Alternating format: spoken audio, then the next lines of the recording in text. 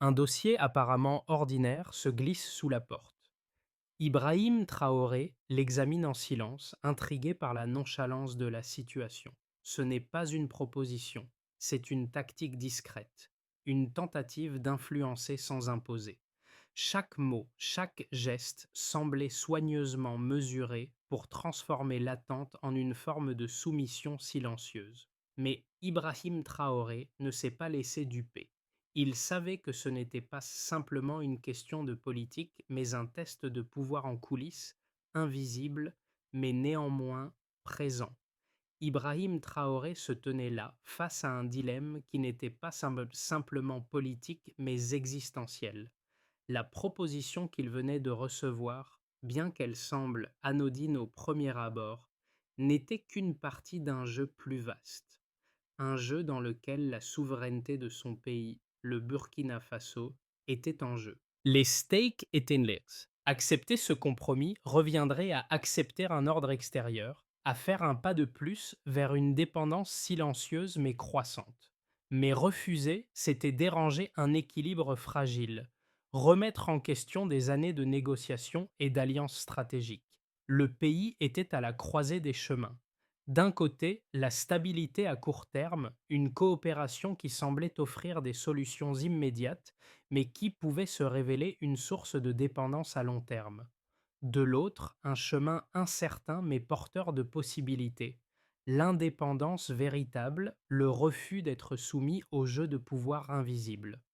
Ibrahim Traoré savait que ce choix ne se résumait pas à un simple compromis, mais à un choix radical qui façonnerait l'avenir du Burkina Faso. Si la décision était prise à la légère, les conséquences seraient profondes et peut-être irréversibles. Ibrahim Traoré savait que la situation qu'il affrontait n'était pas simple. Au fond, ce dossier semblait être une simple formalité, mais en y prêtant une attention plus poussée, il comprit rapidement que les conséquences étaient loin d'être anodines. L'élément clé résidait dans l'apparente neutralité des propositions. Chaque mot, chaque phrase semblait peser de manière à ne pas choquer, à ne pas provoquer une réaction immédiate. Mais ce calme n'était que l'extérieur d'une mécanique plus grande, un mécanisme invisible qui, petit à petit, modifiait les équilibres internes du pays. Les dossiers que recevait Ibrahim Traoré n'étaient jamais simplement des demandes. Ils étaient des propositions déguisées en requêtes, des invitations à se conformer à un certain ordre mondial. C'était une pression douce, presque imperceptible, qui changeait la façon dont les décisions étaient prises. Mais à quel prix? L'indépendance du Burkina Faso, cette liberté de pouvoir décider sans influence extérieure, était de plus en plus mise à mal. Ibrahim Traoré se rendit vite compte que ses propositions n'étaient pas isolées, mais faisaient partie d'une série de gestes discrets qui s'inscrivaient dans une logique globale de dépendance.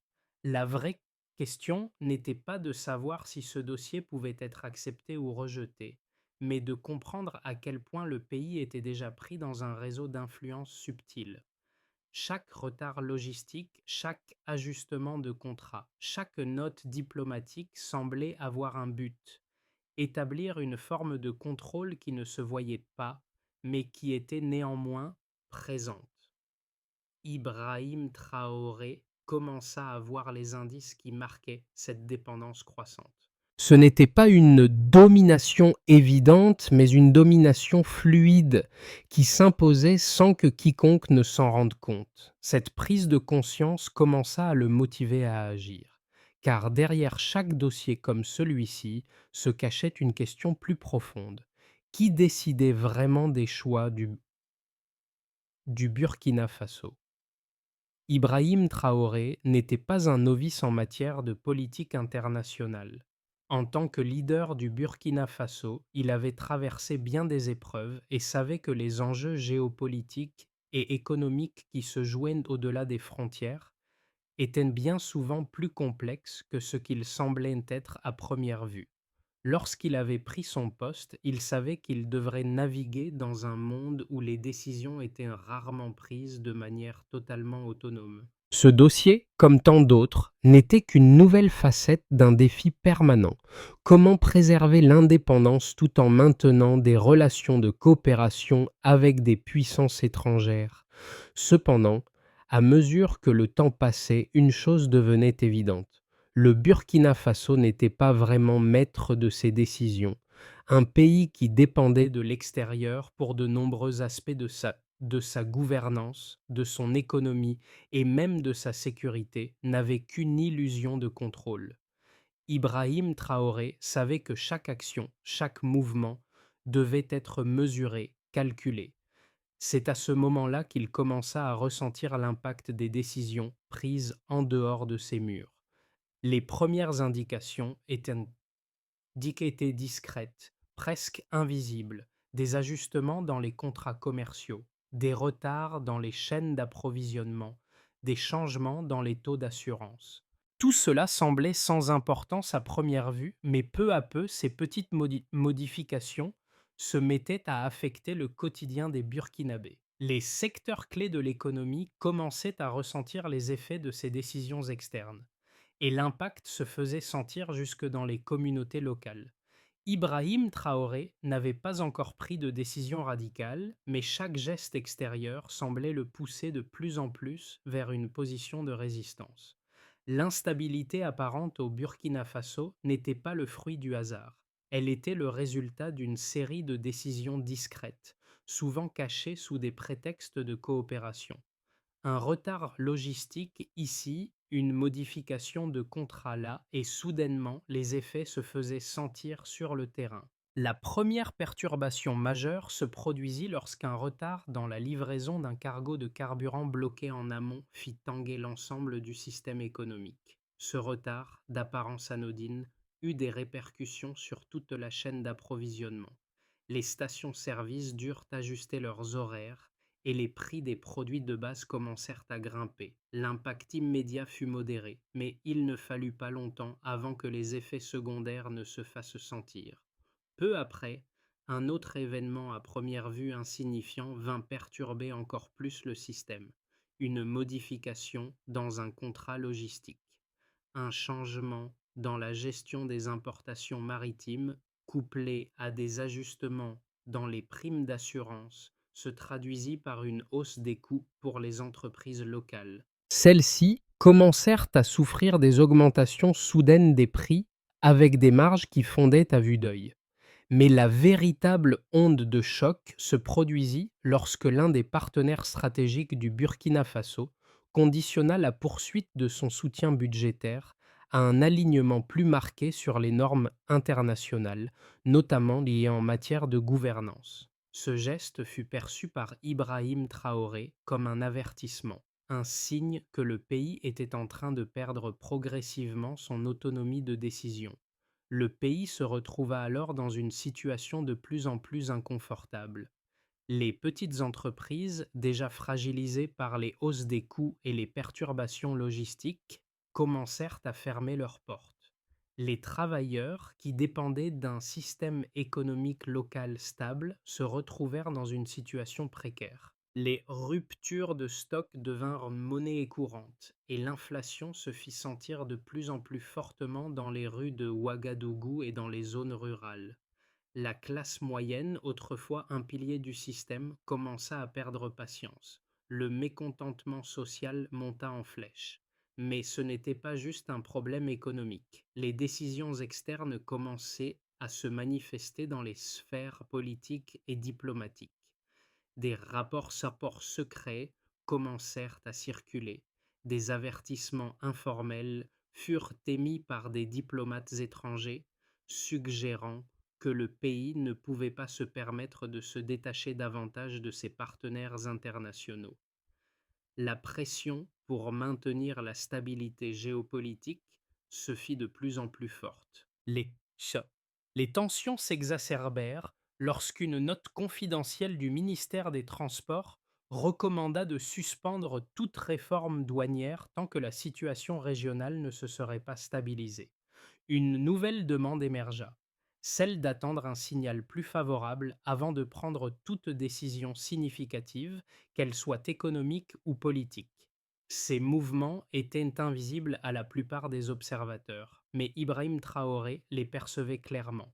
Chaque geste, chaque ajustement, chaque recommandation semblait s'inscrire dans un cadre plus large de dépendance croissante. Il n'était plus question de maîtriser les événements, mais de répondre aux signaux des autres, de suivre les instructions sans pouvoir véritablement prendre d'initiative. Le pays semblait avoir perdu sa capacité à agir de manière indépendante. Les effets de cette dépendance ne se limitaient pas aux aspects économiques. La gouvernance elle-même était en train de se redéfinir sous l'influence des forces extérieures. Ce n'était plus seulement une question de politique ou de diplomatie, c'était une question de survie nationale. Et Ibrahim Traoré savait qu'il ne pouvait plus continuer à céder sans réfléchir. Il devait faire un choix qui pourrait être le plus grand tournant de sa présidence. Les chiffres parlent d'eux-mêmes, mais ils cachent souvent une vérité plus profonde. Prenons l'exemple des retards dans les transferts interbancaires, qui ont doublé en quelques semaines. Avant la série de décisions externes, le délai moyen pour traiter ces transferts aurait été de 2,4 jours. Mais, après les premières perturbations logistiques, ce délai doit monter à 4,7 jours.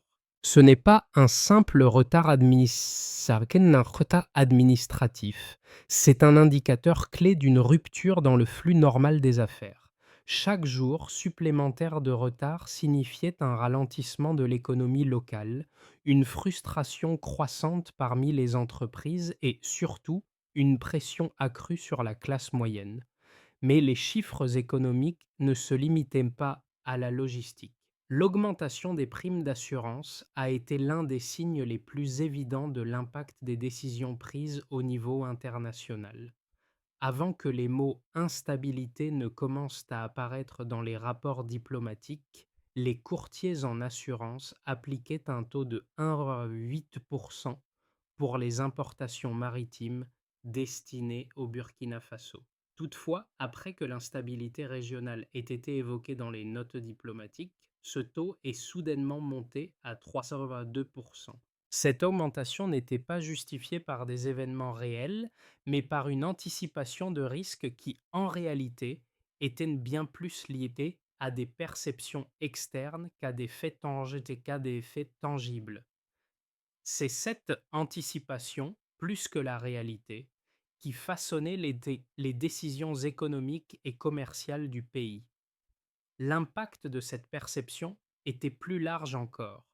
La concentration des fournisseurs critiques utilisant une seule route d'accès logistique a augmenté de 12 points en 2 mois, passant de 49% à 61%. Cette concentration accrue rendait le pays beaucoup plus vulnérable à toute perturbation dans le système logistique, augmentant ainsi les risques d'une paralysie économique totale en cas de nouvelles perturbations.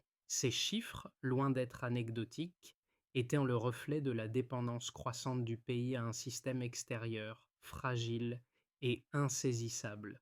À chaque perturbation, la structure économique devenait de plus en plus fragile.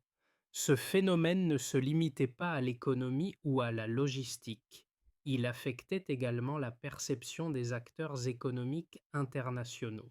La hausse des primes d'assurance n'était pas simplement un ajustement technique, mais un signal envoyé au marché. Le Burkina Faso était désormais perçu comme un acteur moins stable sur le plan international. Cela avait des répercussions immédiates sur les investissements étrangers. Les entreprises multinationales, qui jusque-là considéraient le Burkina Faso comme un marché en pleine croissance, commencèrent à revoir leurs projets à la baisse. Les, les flux d'investissement se sont ralentis, ce qui a créé une spirale négative pour l'économie locale. Les indicateurs économiques clés, tels que les retards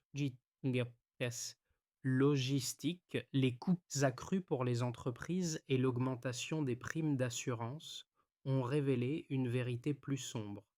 Le Burkina Faso, bien qu'il ait un gouvernement, une constitution et un hymne, n'était plus maître de son destin. Les forces extérieures avaient pris une position dominante, et le pays, sans le savoir, avait commencé à s'adapter à cette nouvelle réalité imposée. Les critiques à l'encontre de la position d'Ibrahim Traoré étaient multiples. D'un côté, certains affirmaient que toute tentative de rupture avec les pratiques extérieures risquait d'entraîner une catastrophe économique pour le Burkina Faso. Ceux qui soutenaient cette position mettaient en avant les risques d'isolement diplomatique, la perte d'investissements étrangers et la division croissante au sein de la société. Selon eux, toute démarche de fermeté ferait peser une pression insoutenable sur la classe moyenne et les petites entreprises déjà vulnérables à la conjoncture économique difficile. Ils évoquaient les ruptures de stock qui affectaient le quotidien des citoyens, la hausse des prix qui réduisait le pouvoir d'achat et les tensions sociales qui commençaient à monter. Leur argument était simple: il n'était pas le moment de s'isoler, et toute politique trop radicale risquait de provoquer plus de mal que de bien. De l'autre côté, des voix s'élevaient pour défendre l'option d'une plus grande autonomie. Ces partisans soutenaient que la véritable souveraineté ne pouvait être atteinte qu'en brisant les chaînes de la dépendance extérieure. Pour eux, les tensions internes et les difficultés économiques étaient le prix à payer pour que le pays puisse retrouver sa liberté d'action. Ils soulignaient que les décisions prises sans concertation avec les Burkinabés, en particulier celles liées à l'économie et à la sécurité, ne faisaient qu'aggraver la situation à long terme. Si le pays continuait à se plier aux exigences externes, il finirait par perdre sa capacité à prendre des décisions souveraines.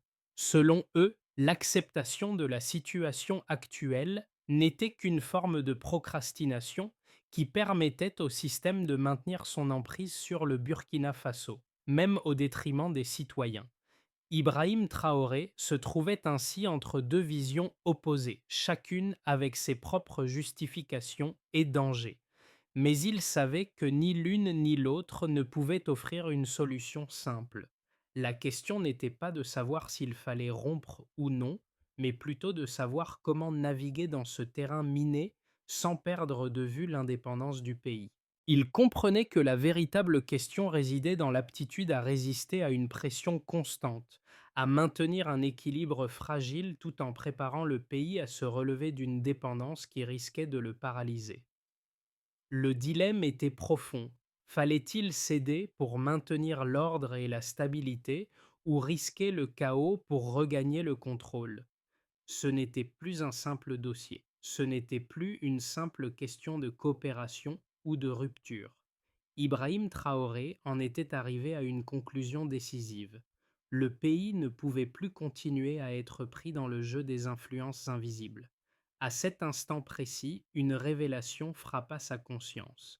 Ce qu'il avait initialement perçu comme une simple décision logistique se transformait en un point de bascule stratégique. Les petites actions extérieures, qui semblaient anodines au début, avaient fini par s'enchevêtrer de manière à bloquer toute autonomie réelle.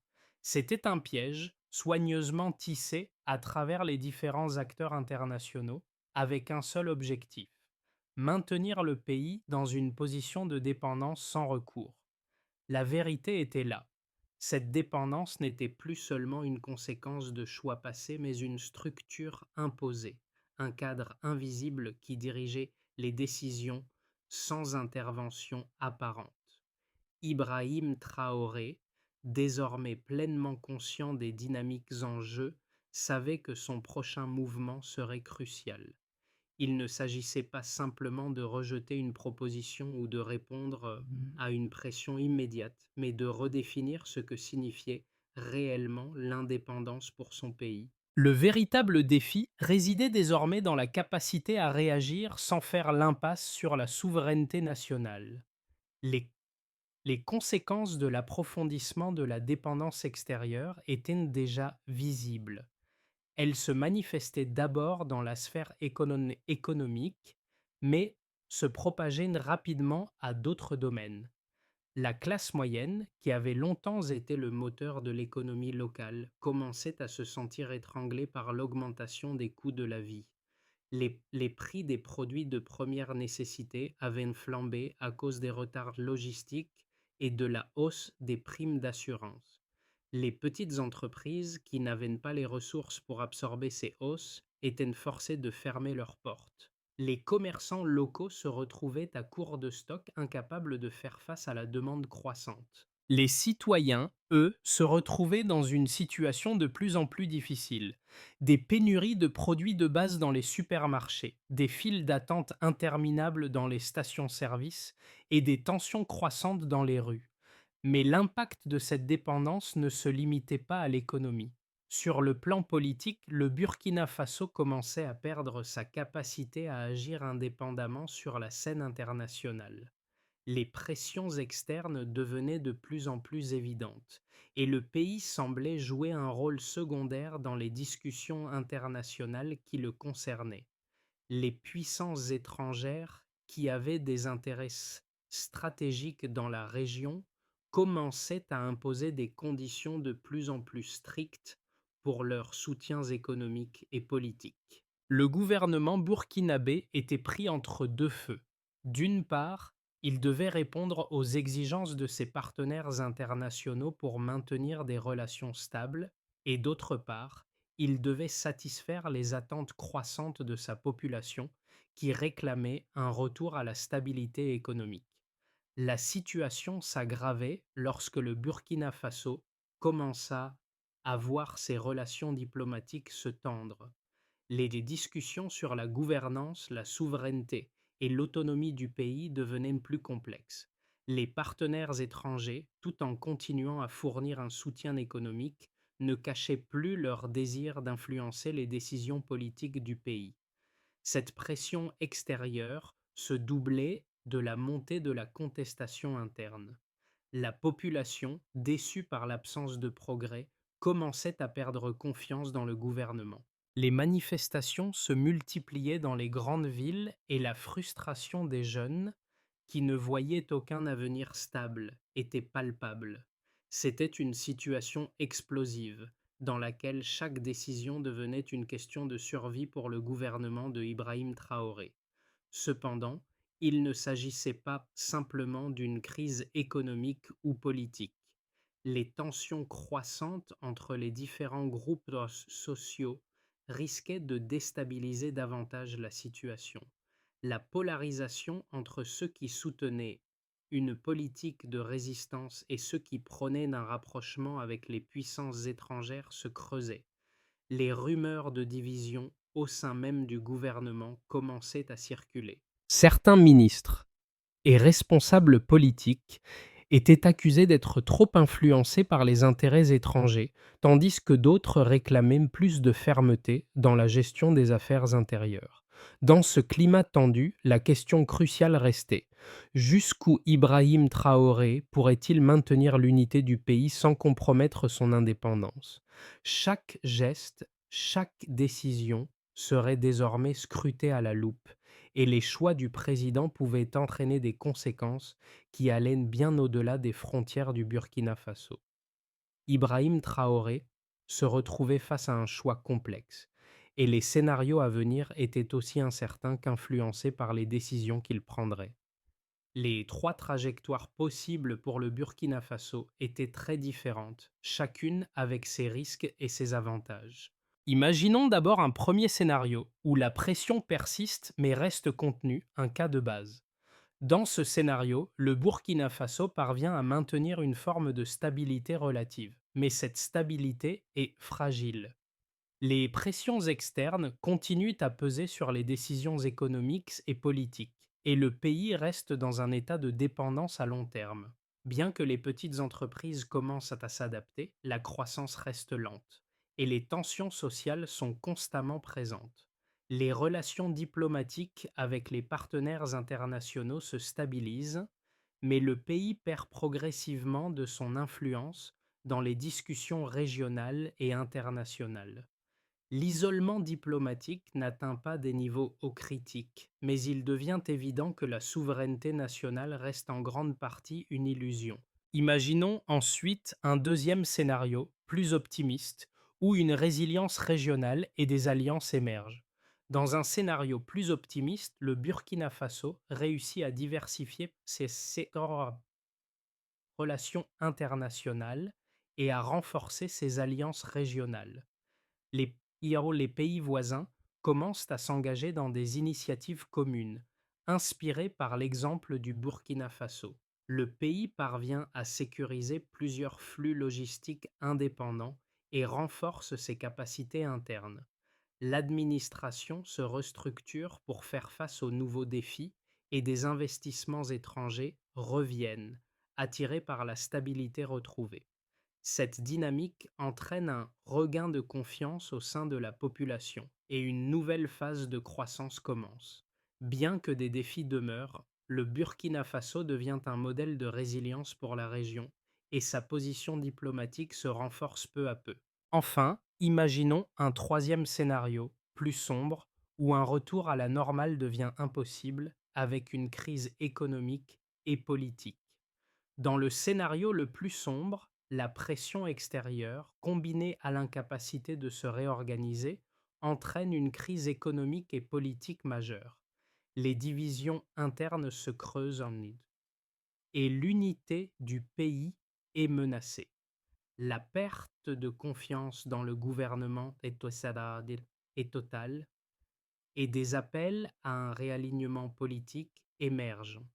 Les tensions sociales, alimentées par des pénuries continues et une inflation incontrôlable, culminent dans des protestations de masse. Le Burkina Faso se retrouve à la merci des puissances étrangères, avec peu de marge de manœuvre pour se réinventer. La dépendance devient un fardeau insupportable et le pays sombre dans une instabilité qui affecte non seulement la politique interne, mais aussi ses relations internationales. Dans ces trois scénarios, une constante demeure: la capacité du pays à continuer à produire sans permission et à préserver une certaine forme d'indépendance dans un environnement mondial de plus en plus complexe. Le véritable enjeu réside dans la manière dont Ibrahim Traoré et le peuple burkinabé parviendront à naviguer dans cette mer agitée sans se laisser engloutir par les vagues de pression.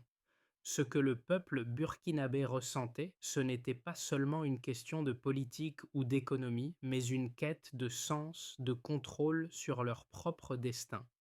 Dans les rues de Ouagadougou, dans les villages reculés, l'atmosphère était chargée d'incertitude.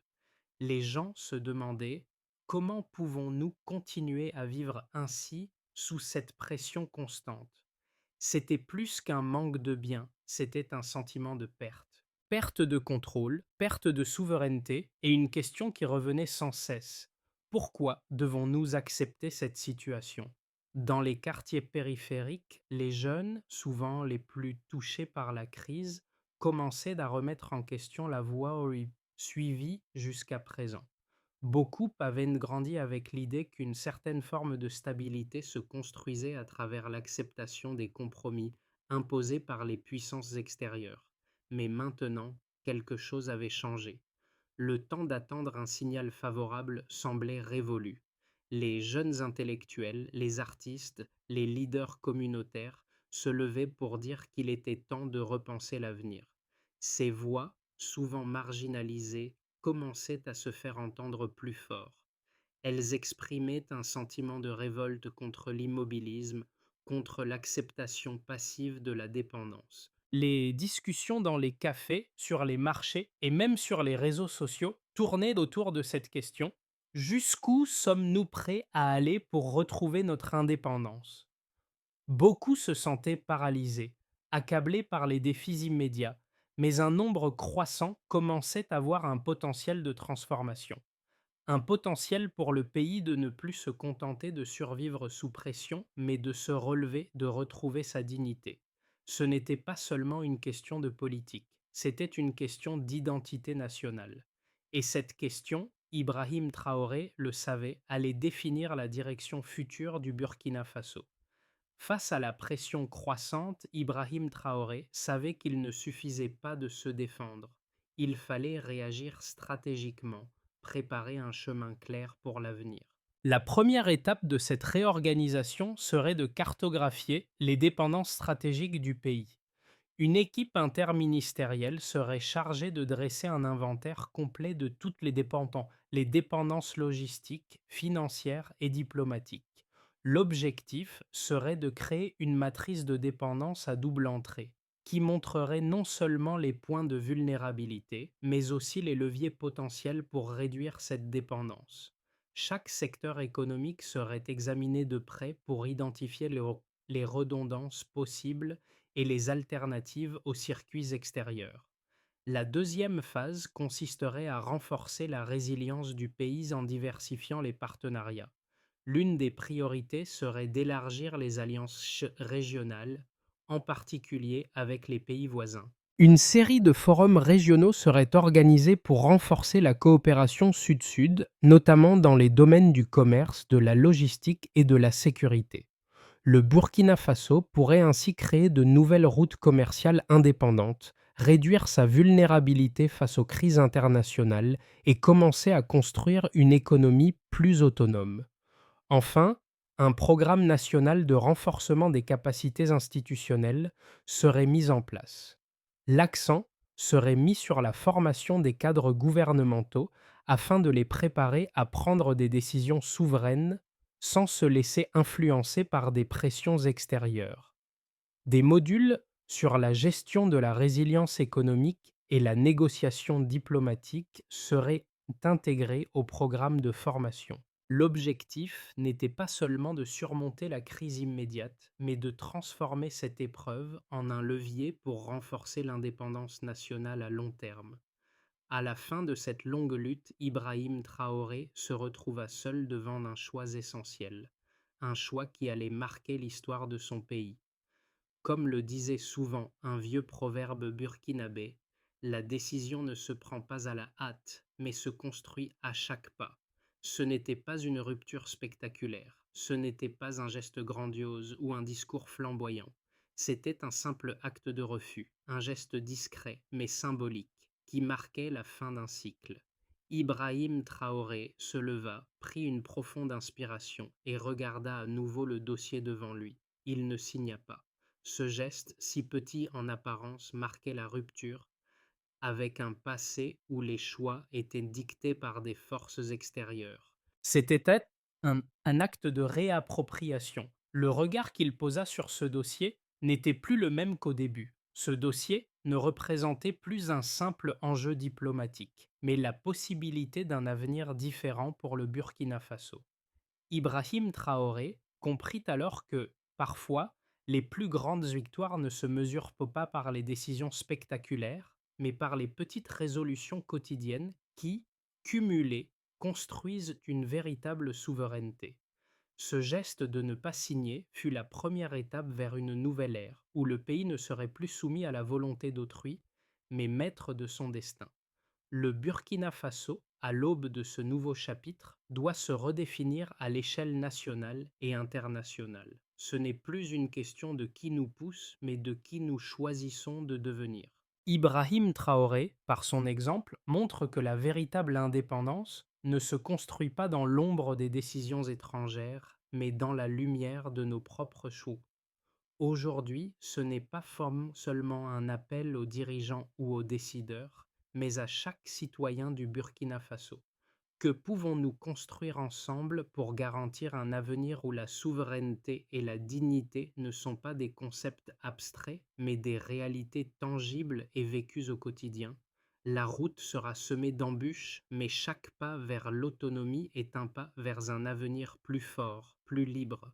Le temps est venu pour le Burkina Faso de se lever et de revendiquer son droit à la décision, de ne plus accepter d'être spectateur de son propre destin.